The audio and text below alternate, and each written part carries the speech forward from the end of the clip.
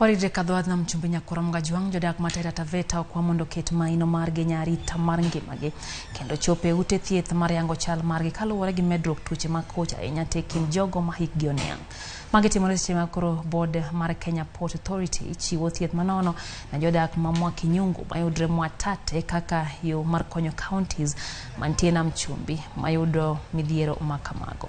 Ratije board no Bernardo Sero nolero ni KPA ne otiyo gi omenda moingo milioni 3 e chenro makamano.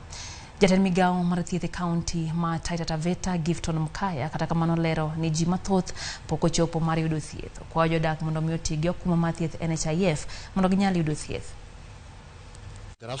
Grafting is removal of part of your body to come and seal a wound so that it can cure, but it didn't go well.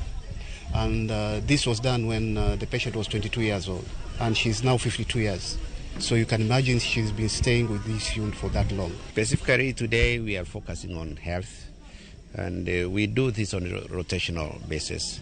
Overall, our budget for corporate social responsibility is 2% of our profits. More often than not, we have tried to be consistent with that. And for today, specifically, we are spending about 3.5 million to cover for the medicine and other expenses.